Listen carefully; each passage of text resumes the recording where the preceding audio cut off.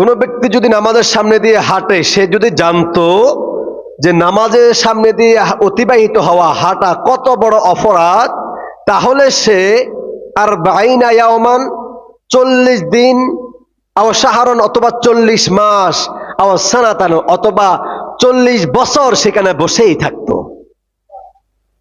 যদি সে কি জানতো যে এই নামাজের সামনে দিকে হাঁটা কত বড় অপরাধ, কত বড় গুনাহ, এটা যদি জানতো। আমরা কত বড় গুনাহ, কত বড় অপরাধ নামাজের সামনে দিয়ে হাঁটা, এটা না জানার কারণে কোনো কাজ নাই, নামাজের সামনে দিয়ে সাধারণভাবে হেঁটে চলে যায়। অথচ সাহাবায়ে কেরাম রাদিয়াল্লাহু তাআলা আনহু আজমাইনরা যখন নামাজে দাঁড়াইতেন, তাদের সামনে দিয়ে যদি কেউ হাঁটতো, তখন তারা নামাজে নিয়ত বাঁধা অবস্থায় এক কদম সামনে হেঁটে তারা গুতা মারত, কনুই দিয়ে গুতা মারত। একদিন এক সাহাবী নামাজ পড়তেছে, এক ব্যক্তি তার নামাজের সামনে দিয়ে হাঁটতেছে।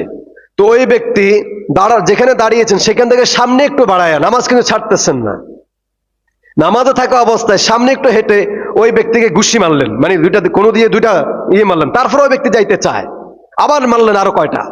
তারপরে কয়টা যখন কোনোই দিয়ে ওনাকে আঘাত করলেন, তখন সে আর নামাজের সামনে দিয়ে হাঁটলেন না, সে দূরে সরে গেলেন। অর্থাৎ যেই ব্যক্তি নামাজের সামনে দিয়ে হাঁটবে, এই ব্যক্তির এত বড় গুনাহ যে এর হাদিসে বর্ণনা রাসূল করেন নাই যে কি পরিমাণ গুনাহ। বলছেন মারাত্মক গুনাহ। কেমন মারাত্মক গুনাহ? এটা দ্বারাই বোঝা যায় ইয়াওমান আর বাইনা ইয়াওমান 40 দিন আও শাহরান 40 মাস আও সানাতান অথবা 40 বছর বসে থাকতো। তার দ্বারা এটাই বোঝায় যে সামনে দিয়ে নামাজের সামনে দিয়ে হাঁটা এটা কোনো সাধারণ কোনো অপরাধ নয়। এটা কি সাধারণ কোনো অপরাধ নয়, এটা খুবই মারাত্মক অপরাধ। এই জন্য কোনো ব্যক্তি যদি নামাজের সামনে দিয়ে হাঁটতে চায়, তখন ওই ব্যক্তির জন্য মাসআলা হলো, সেই ব্যক্তি নামাজি ব্যক্তির নজর যেখানে পড়ে না, নামাজি ব্যক্তির নজর যেই পর্যন্ত যায় না, তার বাহিরে দিয়ে হাঁটার অনুমতি দিয়েছেন।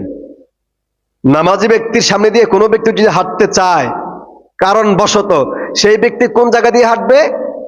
একটা মানুষ নামাজে দাঁড়াইলে তার নজর যেখানে পড়ে, তার চোখের দৃষ্টি যতটুকু ছড়ায়, এর বাহিরে দিয়ে হাঁটতে হবে। এর বাহিরে দিয়ে হাঁটলে কোনো